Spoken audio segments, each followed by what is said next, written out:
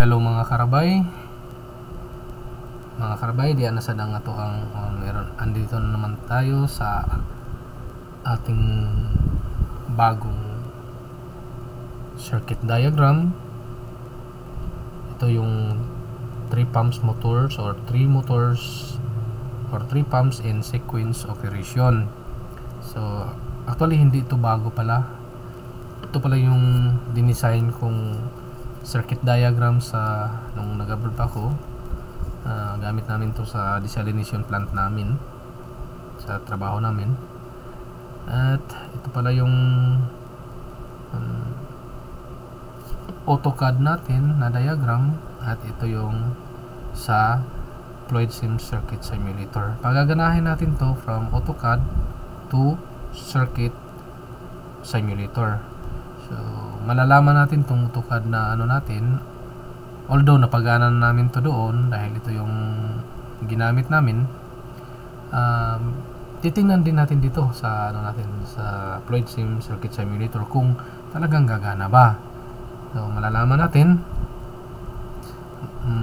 Tatlo pala ang motor natin na gamit dito, at tatlo din ang timer. Yung timer natin nakaset ito for this demo purposes only 15 seconds na, pero sa actual natin depende na sa inyo kung isisit ba niyo to sa 3 hours, no, bawat isang motor or bawat isang pump, or 4 hours. Kayo na bahala. 24/7 ito, walang patayan. Salitan ng tatlong motors or tatlong pumps. Sa design namin 3 hours ang bawat isa, or 3 hours gagana ang isang pump. Then ang dalawang pumps mag-stop status. Itong pump, halimbawa gagana ang pump 1, ang pumps 2 and 3 mag-stop. So in stop status pa. Then after mga 3 hours, pump 2 naman ang gagana, stop naman ang pumps 1 and 3. Then after 3 hours na naman, gagana ang pump 3, stop naman ang 1 or pumps 1 and 2. So dito sa ano natin, sa AutoCAD diagram natin, schematic diagram, dito nilagyan ko din ng stop start, or this one stop start control to, para makontrol natin ang whole system ng itong control na to. So pag hindi kasi natin lalagyan to ng control, upon turning on your circuit breaker, gagana agad yung ano natin, system, itong whole system, itong 1, 2 and 3. Pero kung meron tayong stop start control, makokontrol natin to kung kailan natin pagaganahin. Bawa dito naman sa ano, sa circuit simulator natin, ipi-play lang natin tong button na to para malaman natin kung gagana ba. Let's start. Okay.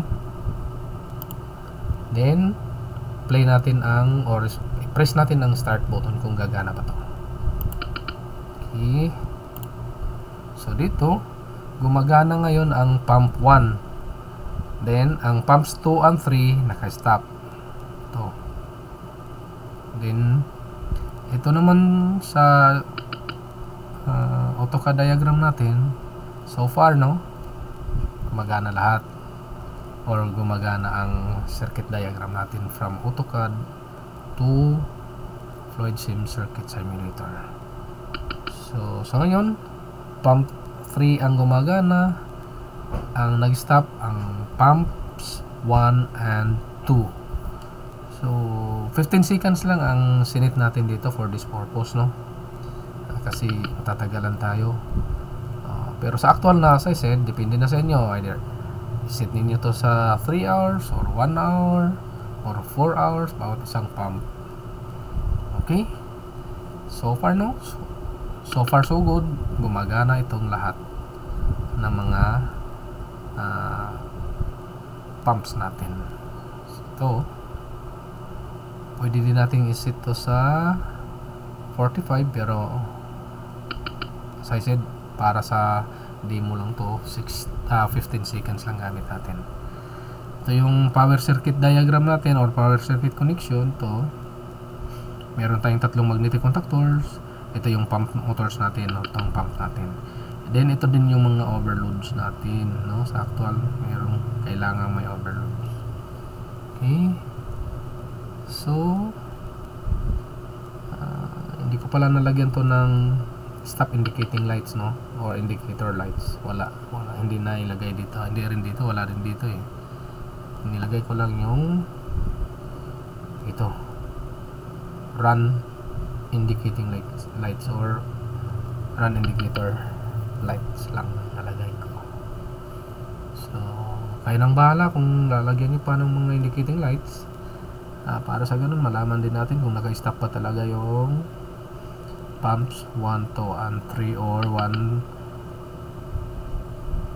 3. Kung halimbawa pump 2 ang gumagana, naka-stop ba talaga ang pumps 2 and 3 kung gumagana ang 1. So hindi na lang natin nalagyan ng stop indicating lights or stop indicator. So mga friends, ito na yun. Thank you for watching. Bye bye.